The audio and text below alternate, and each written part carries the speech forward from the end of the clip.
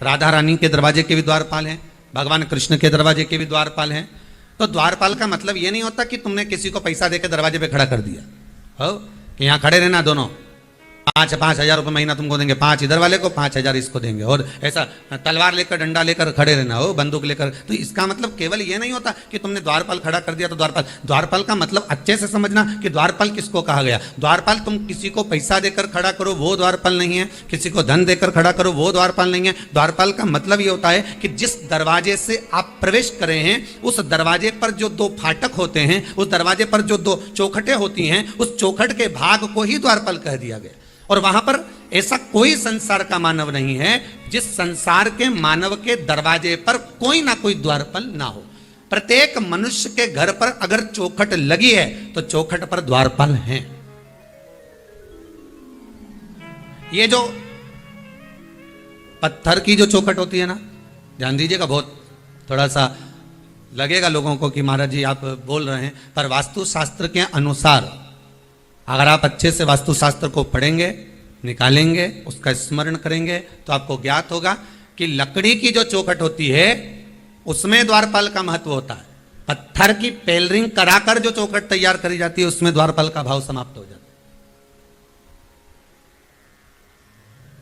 इसका थोड़ा सा ध्यान रखना चाहिए कि आपका मुख्य दरवाजा, आपका मेन दरवाजा, आपका जो द्वार है उस द्वार पर आप कुछ भी कर इसलिए आज के ज़माने में कह दिया जाता है कि आप एक काम करो कि अगर मान लो आपने लकड़ी का चौखट नहीं लगाया है, लकड़ी की चौखट नहीं तैयार करी है, तो कह देते हैं कि इसमें यहाँ पर बंदरवाल बांध दी जाए, पत्ते बांध दिए जाए। बंदरवाल बांधने का महत्व ही यही है कि आप उस लकड़ी की चौखट को जब लगा देते हैं तो उस पर द्वारपाल आकर विराजमान हो जाते। अब कौन द्वारपाल,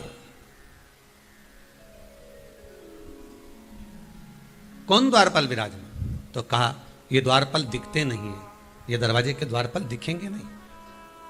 हिंदू धर्म में पहले नियम था, हमने तो महाराष्ट्र में आज भी देखा है, गुजरात में भी देखा है। पहले हिंदू धर्म में नियम था, थोड़ा थोड़ा हमारे मध्य प्रदेश में भी हमको देखने को मिलता है, छत्तीसगढ़ में भी मिलता है, आधिकाधिक उत्तराखंड में भी प्राप्त होता है, साउथ में भी देखने को मिलता है, कहीं कहीं पर थोड़ा थोड़ा देखने को मिलता है कि प्रतिदिन घर की माताएं घर के दरवाजे के बाहर जाकर पानी को छींटती हैं और थोड़े से आटे को लेकर, रंगोली को लेकर दरवाजे के सामने बना देती हैं। किसके लिए बना रही हैं?